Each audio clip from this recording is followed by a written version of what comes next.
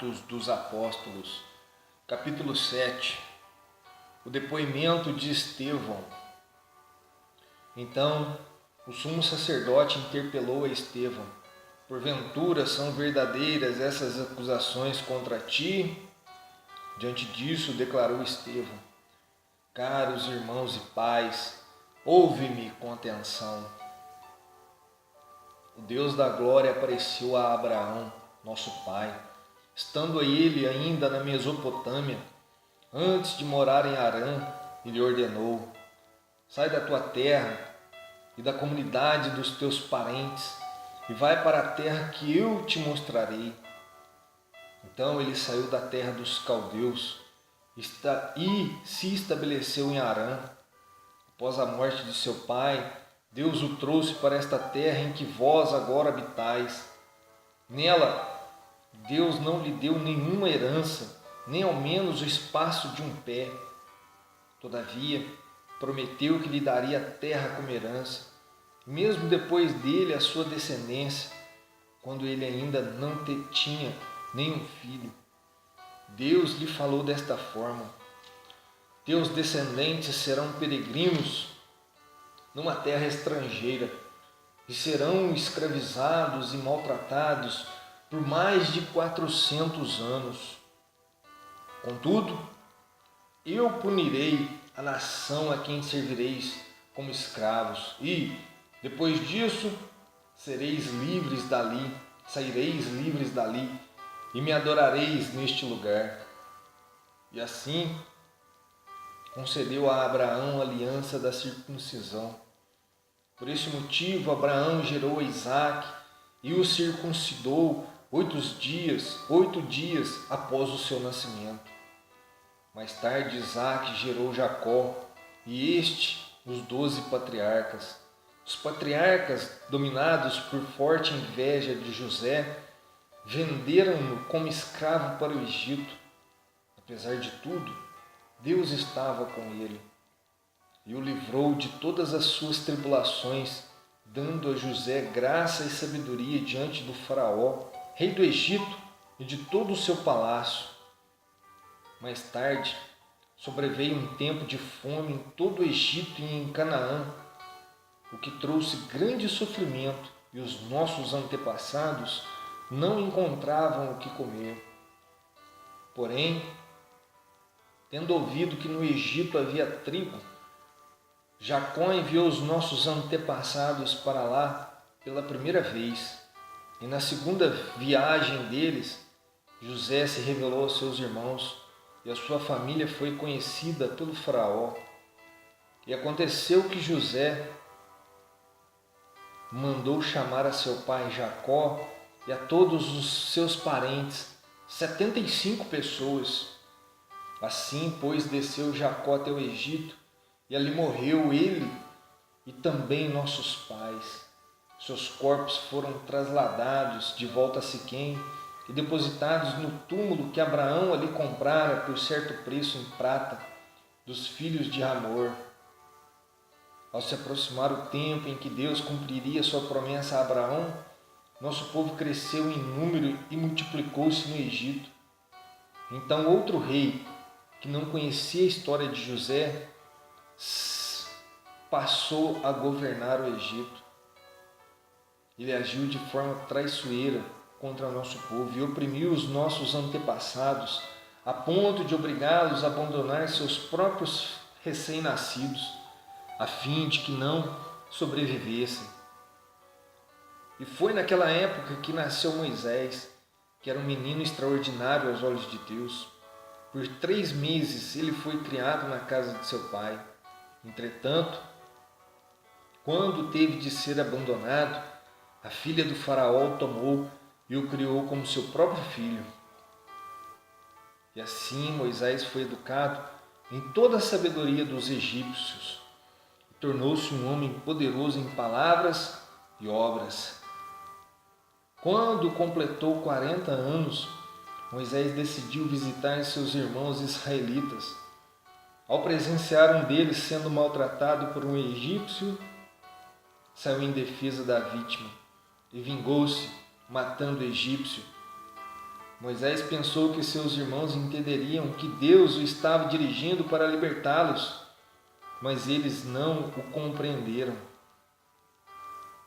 No dia seguinte, Moisés dirigiu-se a 2 israelitas que estavam brigando e tentou reconduzi-los à paz, argumentando: Homens, vós sois irmãos, por que agridem um ao outro? Todavia, o homem que maltratava o outro empurrou Moisés e exclamou: Quem te constituiu autoridade e juiz sobre nós? Acaso queres assassinar-me como fizeste ontem com aquele egípcio? Ao ouvir estas palavras, Moisés fugiu para Midian, onde ficou vivendo como estrangeiro e foi pai de 2 filhos. Então, se passaram mais 40 anos, quando apareceu a Moisés um anjo no deserto, próximo ao Monte Sinai, em meio às labaredas de um espinheiro que queimava. Ao contemplar aquela cena, ficou perplexo e, ao aproximar-se para observar melhor, ouviu a voz do Senhor: Eu sou o Deus de teus pais, o Deus de Abraão, o Deus de Isaque, o Deus de Jacó. Moisés ficou trêmulo de medo e não ousava erguer seu olhar. Então o Senhor lhe ordenou: Tira as sandálias dos pés, porque o lugar em que estás é terra santa. Tenho visto com atenção a aflição do meu povo no Egito. Ouvi os seus clamores e desci para livrá-lo. Agora, portanto, vem, e eu te enviarei ao Egito. Este é o mesmo Moisés a quem eles haviam rejeitado com estas palavras: Quem te constituiu autoridade e juiz? Deus o enviou como líder e libertador, pela mão do anjo que lhe apareceu no espinheiro.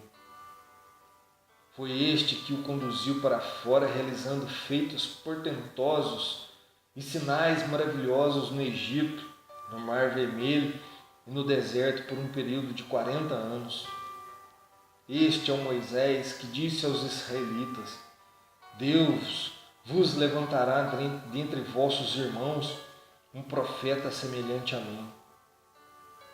Moisés esteve na congregação no deserto, com o anjo que lhe falava no Monte Sinai e com os nossos antepassados, e recebeu palavras vivas a fim de nos serem transmitidas.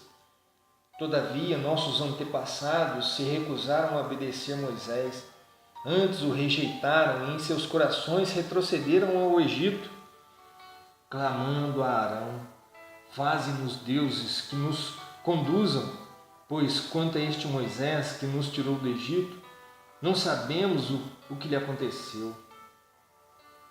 E naquela época, eles produziram um ídolo em forma de bezerro, ofereceram-lhe sacrifícios e realizaram uma grande celebração em homenagem ao que suas mãos tinham produzido. Por isso, Deus se afastou deles e deixou que se entregassem ao culto dos astros, exatamente como foi escrito no livro dos profetas: Foi a mim que ofereceste sacrifícios e ofertas durante os 40 anos no deserto, ó casa de Israel. Ao invés disso, erguestes o tabernáculo de Moloque e a estrela do seu deus Renfã, ídolos que fizestes para adorá-los. Por essa razão, eu vos mandarei para o exílio, para além da Babilônia. Contudo, o tabernáculo da aliança estava entre os nossos antepassados no deserto, que fora construído conforme a ordem de Deus a Moisés e de acordo com o modelo que ele tinha visto. Tendo recebido, nossos antepassados o levaram sob a direção de Josué. Quando tomaram posse da terra das nações que Deus expulsou de diante deles, e esse tabernáculo permaneceu nesta terra até a época de Davi, que recebeu graça da parte de Deus e rogou-lhe que lhe fosse concedido edificar uma habitação para o Deus de Jacó. Apesar disso, foi Salomão quem lhe construiu a casa. Todavia, o Altíssimo não habita em casas feitas por mãos humanas, como revela o profeta. O céu é o meu trono, e a terra o estrado dos meus pés. Que espécie de casa podereis me construir, diz o Senhor? Ou ainda, onde seria o lugar do meu repouso? Ora, não foram as minhas mãos que criaram todas essas coisas? Homens duros de entendimento, incircuncisos de coração e de ouvidos, vós sempre resistis ao Espírito Santo, da mesma forma como agiram vossos pais, assim vós fazeis também. Que profeta vossos antepassados não perseguiram? Assassinaram até mesmo os que anteriormente anunciaram a chegada do justo, da qual agora vos tornastes traidores e homicidas. Vós que recebestes a lei por ministração de anjos, porém não a obedecestes. Execução sumária de Estevão. Ao ouvir estas palavras, grandemente se lhes enfureceu o coração e rilhavam os dentes contra Estevão. Contudo, Estevão, cheio do Espírito Santo, ergueu seus olhos em direção ao céu e contemplou a glória de Deus e Jesus em pé à direita de Deus. E exclamou: Eis que vejo os céus abertos e o Filho do Homem em pé à direita de Deus. Então eles taparam os ouvidos e aos berros atiraram-se todos juntos contra ele, e arrastando-o para fora da cidade, o apedrejaram. As testemunhas deixaram suas roupas aos pés de um jovem chamado Saulo. Assim, enquanto apedrejava Estevão, este declarava em seu coração: Senhor Jesus, recebe o meu espírito.